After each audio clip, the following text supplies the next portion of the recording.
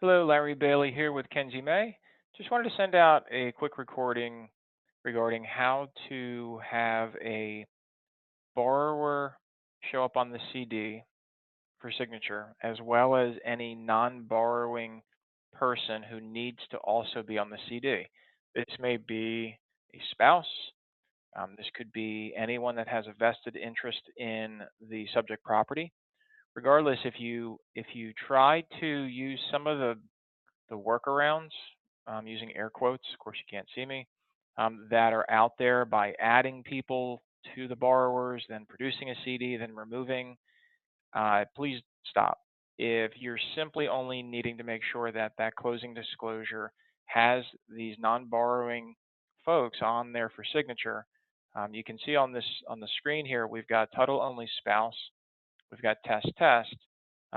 There is always going to be an addendum to the closing disclosure if you've got non-borrowing people having to sign the CD. We can confirm what I'm talking about here is because the only borrower on the CD is test test. So how did we get there? If we come over into the borrower information vesting input form, as soon as this clears out, you can see that we've got two entries. One is test test, which is the borrower.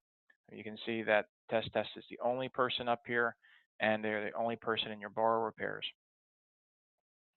What we did is create another entry for this person here, title only spouse, and we gave them the borrower type of title only.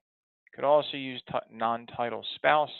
Let's say they've got, again, you're in a state that requires the spouse to acknowledge the closing disclosure, even though they're not on the um, promise to repay, whether it's a note or a deed of trust, things like that, or mortgage, things like that. So make sure that you're using one of these two borrower types in here. You can add as many as you need to, and go ahead and produce your documents. Now, if you try to produce your closing disclosure locally, it may not give you the addendum you're looking for. Um, I've found that this workflow does not produce any failures if you're ordering docs, obviously through the LE May doc solution, and you have not suppressed the closing disclosure from that solution.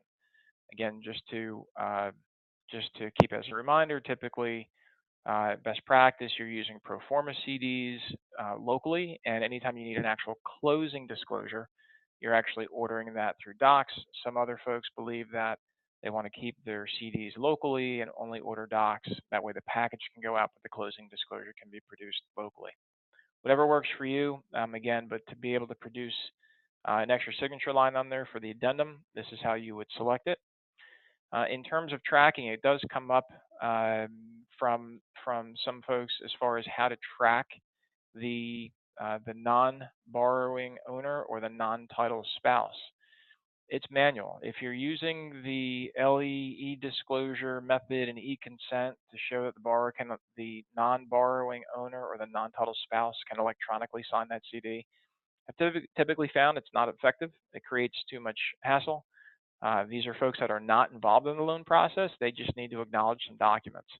So typically, this is an input form right here, by the way, that's been out in Basecamp for about 3 years, 2.5 years at least. So if you're not part of the Encompass Basecamp, not quite sure why not, but you should be.